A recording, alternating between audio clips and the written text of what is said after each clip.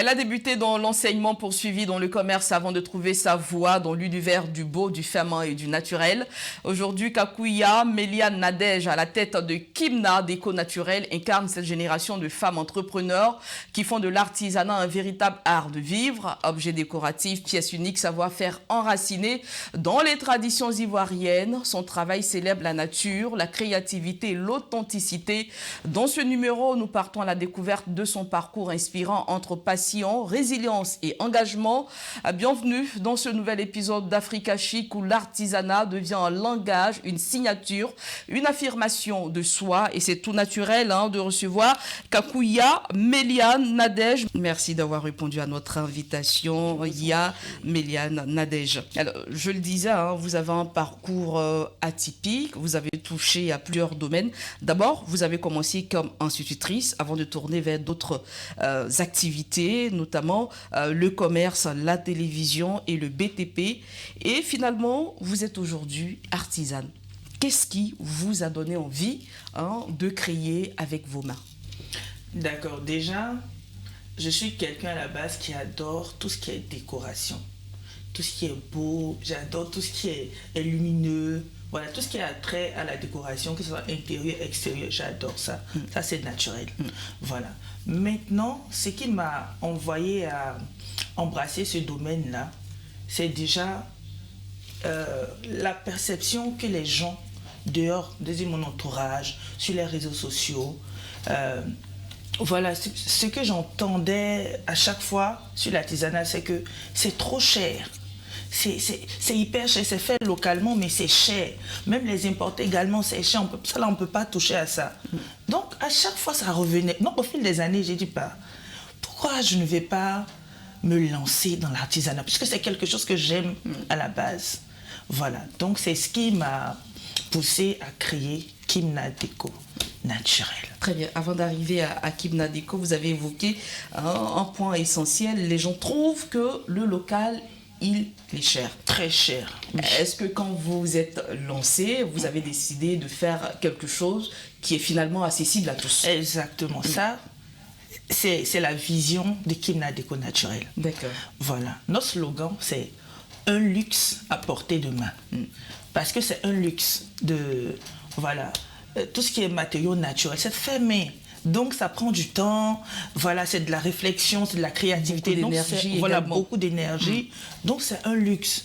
Mais il faudrait que Kimna Déco Naturel démontre à tous que c'est accessible à tout le monde. Sauf qu'il y a des personnes, en griffe, il y a toujours des brebis galeuses qui ont fait de ça quelque chose d'inaccessible, quelque chose de, voilà, trop... classe sociale, voilà, qui est dédiée à une certaine classe sociale, alors que c'est pas vrai. Tout le monde, toutes les bourses peuvent avoir accès à la déco naturelle. Très bien. Alors, parlons donc de Kimna Déco Naturel. C'est quoi exactement? Ok.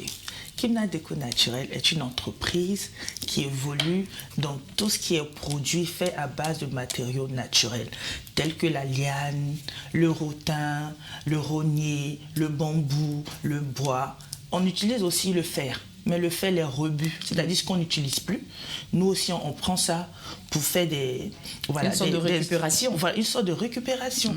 Même le bois, par exemple, on travaille avec les branches d'arbres. Mais c'est les branches qui ne sont plus utiles. On récupère ça pour travailler avec. Voilà. Quand on parle de Kimna, il y a forcément une signification particulière.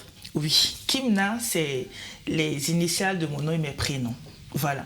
Kimna, le K, c'est Kaku, qui est mon nom de famille. Le Y, c'est Ya, mon prénom en Ani. Voilà. Mais le M, c'est Méliane, mon prénom en Adjoukro, parce que voilà. Un beau métissage. Voilà. Et le NA, c'est le prénom Nadège, tout simplement. Voilà. Donc, Kimna, c'est... Voilà. Et c'est le nom de ma future fille que Dieu va me donner. Par la grâce de Dieu, on le souhaite vivement. Alors, on a parlé des objets, des types d'objets que vous confectionnez. Non, pas du tout. Voilà. Vous fabriquez quoi? Voilà. Déjà, c'est l'artisanat. C'est quelque chose que j'adore. Donc, je travaille déjà avec des personnes qui ont cette facilité-là de tisser ou de travailler les matériaux naturels. Maintenant, moi, ma part, c'est quoi? Ils vont tisser quelque chose. Moi, j'apporte, disons, un renouveau. Voilà. Si par exemple je trouve que là, ce que vous avez tissé, ça ne me plaît pas, j'apporte des modifications. Voilà. Et ce que je crée à part ça, c'est que moi j'ajoute de la lumière dans ce qu'ils font. Eux, c'est basique. Ils font la carcasse et tout. Mais moi, je viens, je fais le montage pour qu'il y ait la lumière, pour qu'on puisse appeler ça un luminaire. Voilà. Et aussi, quand j'utilise le bois, ça, c'est moi, ma création. J'utilise les branches d'arbres, le tronc d'arbre que j'ai réfléchi. Je dis, bah, la branche d'arbre, elle est là. Il faut qu'il y ait un support. Je ne peux pas prendre du ciment non plus parce que je dis que je travaille le naturel. Donc, il faut qu'il y ait un support qui soit assez lourd pour que quand on implante, voilà, on implante l'arbre, ça puisse rester fixé. Voilà, donc c'est comme ça que j'ai réfléchi. Et puis, voilà, j'ai en quelque sorte la touche finale. Exactement. C'est moi qui apporte le vernissage, disons, la couleur pour que ça fasse beau. Ne pas que ce soit trop brut. Voilà, donc tout ce travail derrière, c'est Kimna Déco. Voilà. En tout cas, beau travail pour ce qu'on a pu voir. Mais est-ce que derrière chaque pièce, il y a forcément une histoire? Ouh, forcément une histoire. Bon, on ne va pas dire forcément une histoire. Symbolique. Une symbolique. Bah, déjà, c'est le beau. Je voudrais que qu'on retienne que c'est beau. Voilà, que tout ce qui est savoir-faire local est magnifique. Voilà, et aussi que on en a besoin. On en a besoin des matériaux naturels. C'est pas tout le temps de prendre tout ce qui est industriel. Voilà, donc c'est un peu ça. D'accord, c'est bien compris. Alors, puisqu'on parle d'artisanat, nous allons céder la place maintenant à notre immersion sur le terrain. Alors, nos équipes étaient à la rencontre de celles qui vivent de l'artisanat au quotidien. Elles pétrissent, cousent, transforment, innovent. En Côte d'Ivoire, les femmes occupent une place essentielle dans l'artisanat, même si leur présence reste encore marginale dans certaines branches du secteur. Elles sont 22,5% à faire vivre ce domaine riche de 245 métiers répartis en 8 branches avec une forte représentation dans l'agroalimentaire et la restauration. Mais au-delà des chiffres, ce sont des visages, des histoires et des passions. On regarde donc cette immersion de Zénab Dosso et Wilfried Ange Méagnan.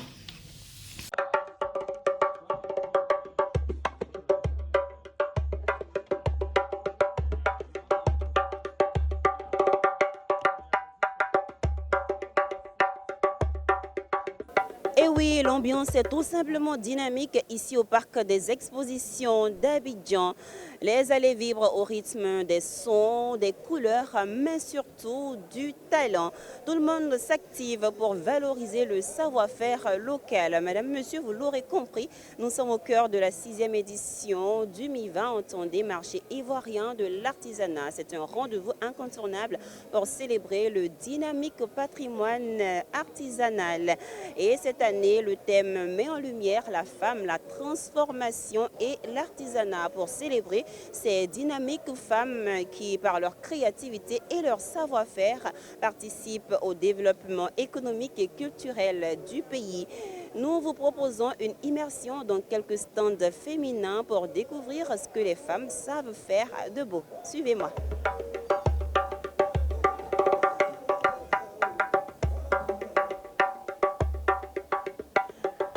Dans les coulisses du MIVA, il y en a de tout. Nous arrivons devant un stand dénommé Domis.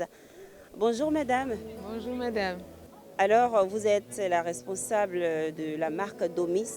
Vous allez nous dire ce que vous nous proposez aujourd'hui au MIVA. Nous sommes dans le tissage.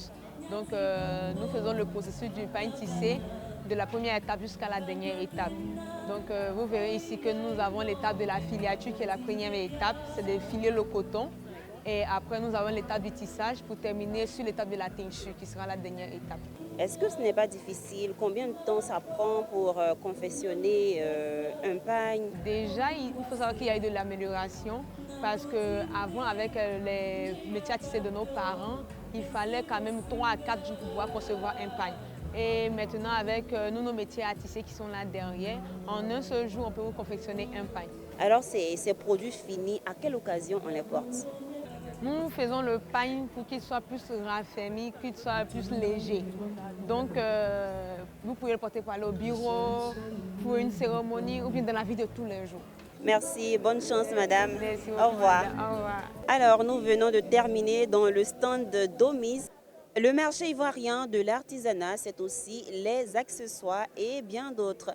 Alors aujourd'hui, Omiva, qu'est-ce que vous nous présentez? Sur Marquez Création, nous avons des accessoires de mode, des coiffes, des porte-monnaies, des sacs à main, des vêtements également. Notre spécialité, ce sont les accessoires, les chapeaux, les D'accord. coiffes africains. Expliquez-nous un peu les chapeaux parce qu'on voit des coris là-dessus. Les coris, autrefois, c'était les moyens d'échange en Afrique. Mais aujourd'hui, ils sont utilisés comme accessoires de beauté. Et nous valorisons ces coris-là parce que c'est quelque chose d'africain. Voilà. On peut voir plusieurs modèles. Il y a plusieurs modèles. Il y a ce modèle-là. Il y a celui-là également. Celui-là également. Merci. On peut faire une démonstration sur ma tête. Oui, c'est possible. J'enlève mon chapeau. On va vous saper. Voilà. Toute belle comme ça. Au-delà des chapeaux, on a aussi des sacs. Alors, expliquez-nous un peu Nous avons des la sacs particularité. qui sont faits en cuir et en paille. Donc plusieurs modèles. C'est un modèle femme, c'est le petit modèle femme. Il y a le grand modèle dame aussi derrière et des modèles hommes également. Les chapeaux, spécifiquement, on les porte à quelle occasion? Les chapeaux sont portés à l'occasion des cérémonies de dot, de mariage. Mais aujourd'hui, c'est porté aussi pour aller par exemple à l'église, pour aller aussi en soirée avec entre amis. Aujourd'hui, la 6e édition du MIVA est axée sur la femme, la transformation, l'artisanat. Comment vous accueillez ce thème qui met en lumière le savoir-faire des femmes? Ce thème est vraiment bien accueilli par nous. Ça nous réjouit véritablement parce que là, ça met en lumière le travail des femmes. C'est plus les hommes qu'on voit, mais aujourd'hui, les femmes aussi font de belles choses. Et ça permet de voir ce que nous faisons, comme chez nous, par exemple, en Marquez Création.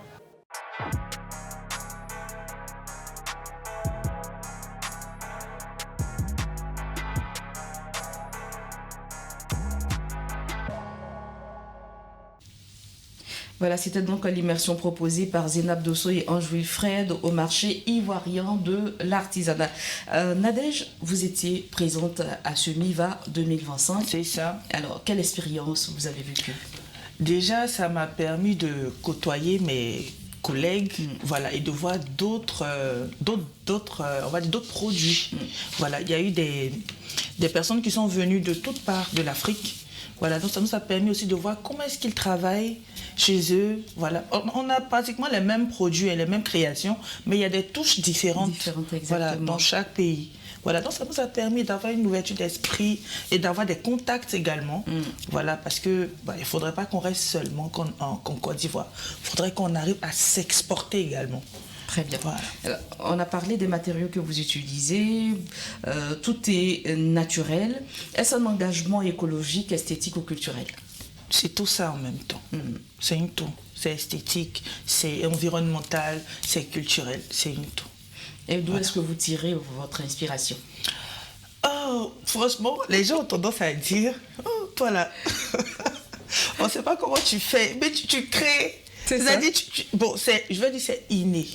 C'est inné. Moi-même, je ne sais même pas comment j'arrive à faire ça, mais c'est inné. Il n'y a pas quelque part des influences africaines? Si, il y a des influences africaines, forcément. Il y a des personnes que tu vois, soit à la télévision, soit quand tu voyages. Voilà, il y a des personnes que tu rencontres. Puis quand tu vois, voilà, je suis attirée par ça. Tout ce qui est manuel, tout ce qui est bricolage, je suis attirée par ça. Je disais à quelques artisans là que si moi j'étais né homme, je suis sûre que j'allais faire la menuiserie, j'allais faire la ferronnerie. C'est-à-dire tout ce qui est manuel là, je suis certaine que c'est ce que j'allais faire. Parce que vous vous sentez plus à l'aise. Voilà, je suis à l'aise. Quand je vois ça, je suis émerveillée au fait. Peut-être les gens ont tendance à négliger ce genre de métier, mais attendez, c'est des personnes qui prennent des matériaux bruts pour transformer. Et ce sont des génies. Et voilà, ce sont des génies au fait. Donc moi, bon, j'en parle, mais j'ai des frissons en fait. C'est juste magnifique. Ça, c'est un don, c'est un talent. Mais malheureusement, tout le monde ne comprend pas de cette manière-là. Parlant de bricolage, en dehors des meubles, enfin, ce sont des meubles que vous fabriquez également, des objets décoratifs. Oui, il y a aussi des objets de beauté. Exactement. En l'occurrence, les boucles que vous Les portez. boucles, voilà. Les boucles d'oreilles, voilà, bientôt je vais faire sortir la collection. Voilà, je veux Et toucher c'est à toujours tout. fait avec du naturel. Oui, ça c'est fait avec du raffia. Voilà. Donc, tout ce qui est matériaux naturels. Mais ce n'est pas que les meubles, mais je pense qu'on va en arriver. D'accord, plus tard. très bien. Alors, vos créations ne sont pas seulement décoratives, comme je le disais. Elles portent un style, une identité. Quelle est la vision de Kimna? La vision de Kimna, c'est de changer la perception qu'ont les gens sur l'artisanat. Parce qu'ils ont une je vais dire peut-être qu'ils ont une mauvaise expérience. Parce qu'on dit qu'il n'y a jamais de fumée sans feu. Voilà, donc nous, notre vision, c'est de changer la perception qu'ont les gens sur l'artisanat. Ça, c'est notre vision. Que ça puisse être un luxe à portée de main. Est-ce qu'elle peut être considérée aussi comme une forme de mode de vie? Oui, il faut que ça soit un mode de vie. Et il faut aussi que les gens embrassent le savoir-faire local. Ça aussi, c'est notre vision. Qu'on arrête de chercher ailleurs, parce qu'on a tout ici en Côte d'Ivoire. On a de brillants artisans, voilà, et artisanes, voilà. Pensez-vous qu'aujourd'hui, l'artisanat a sa place dans les intérieurs modernes, dans le lifestyle urbain? Oui. Parce que ce que je vois, les retours que j'ai, tout le monde trouve que c'est beau, c'est magnifique, c'est singulier, c'est atypique. Et on en voit maintenant presque partout. On en voit de plus en plus les restaurants, les hôtels, les maquis. Voilà, tout le monde commence à embrasser un peu le naturel. Quand tu vas quelque part, tu vas découvrir un lustre qui est fait en liane ou un lustre qui est fait en raffia. Ou, par exemple, ce que je fais, bon, pour l'instant, je n'ai pas encore vu. Depuis que je me promène, je n'ai pas encore vu d'abat-jour en branche d'arbre. Voilà, donc j'espère que les Ivoiriens vont adopter ça. Très bien. Est-ce que vous avez des collaborations avec des décoratrices ou des architectes, des stylistes, par exemple? Pas encore, mais j'ai beaucoup de demandes. J'ai déjà une galerie qui m'a contactée, qui aimerait avoir mes produits pour exposer, parce qu'elle représente plusieurs marques. Donc là, je suis en train de réfléchir. J'ai déjà eu pas mal de personnes qui voudraient collaborer, même à l'extérieur. Voilà, j'ai déjà une dame qui m'a contactée de la France, qui aimerait avoir mes produits, voilà, pour aussi les vendre. Il y a une dame aussi qui a un magasin à San Pedro, qui m'a déjà contactée. Voilà, donc il y a un peu comme ça une panoplie de personnes qui me contactent. D'accord. Est-ce que le plus grand public, on va dire, s'intéresse de plus en plus à ce genre de matière, de création? Oui. De ce que je vois, en tout cas personnellement, je ne sais pas ce qui se passe ailleurs, mais personnellement, en un laps de temps, je vois qu'il y a un engouement particulier autour de tout ce qui est artisanat, tout ce qui est matériaux naturels. Je vois les retours, mais c'est beau ce que vous faites. Mais comme j'ai dit, il y a certaines personnes qui viennent, ça là c'est 99 millions, donc nous là on ne peut pas acheter. Ivoirien, voilà. On est habitué. C'est 99 millions, on ne peut pas acheter, ça là c'est trop cher. Donc c'est moi, à chaque fois je reviens, je rebondis pour dire, nous, notre vision, voici. On veut changer la perception que vous avez sur tout ce qui est matériaux naturels, tout ce qui est déco naturel. Voilà, donc à chaque fois, je rebondis dessus pour que les gens puissent, cerner et accepter que c'est possible que le naturel soit à portée de main. Voilà. Très bien. Alors, vous êtes aussi responsable d'une ONG, Le Cœur de Dieu. Y a-t-il un lien entre votre engagement social et votre activité artisanale? D'accord. Bon, il y a quand même un lien, vu que je peux dire comment est-ce que le Cœur de Dieu est né. Allons-y. Voilà. J'ai eu à passer une étape de ma vie un peu particulière et après ça, j'ai fait une dépression. Je ne sais pas où elle est quittée, mais c'est arrivé. Je me suis posé beaucoup de questions, mais pourquoi est-ce que je pense tout le temps à la mort et tout? Et c'est après ça que monsieur m'a parlé. Il m'a dit, mais tu as des projets. Tu dois te lancer dans le social. Ça, c'est l'essence de ta vie, là. C'est ça. Tu aimes donner, tu aimes apporter de la joie, tu aimes faire du bien aux autres. C'est ton appel. Tu attends quoi? Peut-être que tu es seulement limité à certaines choses. Peut-être que quand tu vas aller faire ce que Dieu t'appelle à faire, il y a beaucoup de choses qui vont changer. Je vous assure que quand j'ai pris la décision de me lancer dans le social, de commencer ce que Dieu m'avait dit, c'est fini. J'ai plus fait des dépressions, ça s'en est allé seul. Donc c'est comme ça que le cœur de Dieu est né. Voilà. Très bien. Et est-ce que utiliser l'artisanat comme outil de transformation sociale, est-ce que vous le faites? Est-ce que vous utilisez l'artisanat aussi comme outil de transformation sociale? Oui, parce que j'aimerais que les jeunes puissent embrasser ce métier. Déjà, tu es dans une ONG, quand tu sors, tu vas faire les dons et autres, tu rencontres des jeunes, des enfants de la rue, ou des jeunes, qu'on appelle bro-brosseurs et tout. Mais vous pouvez embrasser l'artisanat, apprendre. Et de là, vous pouvez avoir un travail stable. Et ça peut aller de génération, ça va de génération en génération, mais ça va de père en fils, de mère à fille. Donc je peux dire, ça peut être une débouchée sur l'employabilité au fait, créer de l'emploi. Ça, c'est ma vision aussi. D'accord. Voilà. Alors, quels sont aujourd'hui vos rêves pour Kimna? Mon rêve pour Quand on parle de Kimna, je vois toujours le petit sourire. Parce que Kimna, c'est le bébé. C'est le bébé. Mon rêve pour Kimna, franchement, c'est déjà en Côte d'Ivoire, parce que là, c'est mon pays et tout. J'aimerais que les Ivoiriens puissent adopter Kimna Déco naturel, mais dans le sens où nous là, notre lutte là, notre combat, c'est la cherté de la vie. Il faut qu'ils comprennent ça, que c'est vrai qu'ils ont déjà eu de mauvaises expériences, mais Kimna Déco naturel est venu pour changer ça. Donc notre vision, c'est déjà de rendre accessible tout ce qui est déco naturel. C'est pas pour les débouts, comme on dit, c'est pour tout le monde. Tout le monde peut avoir accès à ça. Et après aussi, il faudrait qu'on puisse exporter. Parce que, franchement, on voit beaucoup d'importés. Beaucoup. Et c'est hyper cher. Je suis témoin.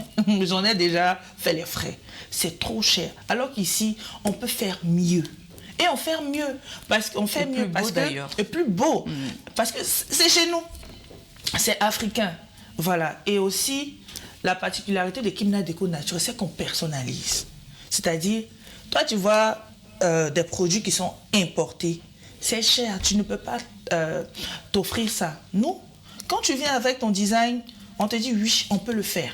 Si on ne peut pas faire, on te dit carrément que ça, on ne peut pas le faire parce que les matériaux qu'on a ici sont peut-être pas trop flexibles pour atteindre, voilà, ton idéal. Mais une facette de Kimna Déco naturel.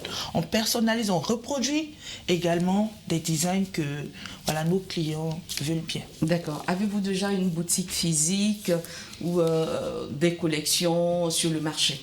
Oui, je n'ai pas encore de boutique physique, mais là où je suis, là où je vis, c'est tellement bien situé que je préfère déjà aménager mon balcon comme showroom.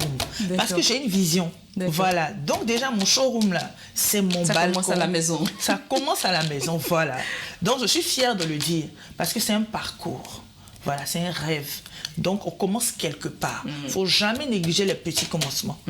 Voilà. Donc mon showroom, c'est chez moi à la maison. Et mes produits sont exposés. Quand tout le monde passe, tout le monde voit. Souvent, il y a des abonnés qui m'écrivent, qui me disent « Ah, j'ai cru voir Kimna Déco naturel dans tel endroit. » Dans tel endroit et tout. J'ai dit « Oui, c'est nous. » Parce que quand tu vas passer sur tout le boulevard, tu ne vas pas voir. C'est nous, on est là. Donc, c'est un peu ça. C'est bien pris, en tout cas. On parlait de votre combat pour rendre accessibles les objets décoratifs naturels et de luxe à tous. Est-ce que vous faites accompagner dans ce combat par certaines personnes? Ou des personnalités, des entités, des entreprises? Pas pour le moment. D'accord. Pour le moment, je mène seul ce combat. Voilà, je mène seul ce combat avec les artisans avec qui je travaille. Voilà, il faudrait qu'ils changent. Parce qu'ils font partie également de cette catégorie d'artisans qui sont trop chers. Donc je suis en train de leur apprendre à changer ça. Parce qu'il faudrait que les Ivoiriens adoptent l'artisanat. Chez eux, il faut qu'ils adoptent ça. Donc si nous-mêmes, localement, on fait des trucs chers, ça peut pas marcher. De leur inculquer ça. Non, je pense qu'avec le temps, ça va aller. Un dernier mot très rapidement, nous sommes à la fin de cet entretien. Chers Ivoiriens, chères Ivoiriennes, aimez adopter le savoir-faire local. Kimna Déco Naturel est là pour vous amener à avoir tout ce qui est déco naturel, tout ce qui est produit fait à base de lianes, de matériaux naturels, tout ce que vous savez, rotin et tout. Kimna Déco Naturel est là pour changer les choses. Merci beaucoup, Kakouya. Méliane Nadège, merci d'être passée sur notre plateau. Je vous en prie, madame. Voilà, vous l'avez compris, c'est la fin de cette émission. Merci à tous de nous avoir suivis et l'information se poursuit sur Média TV.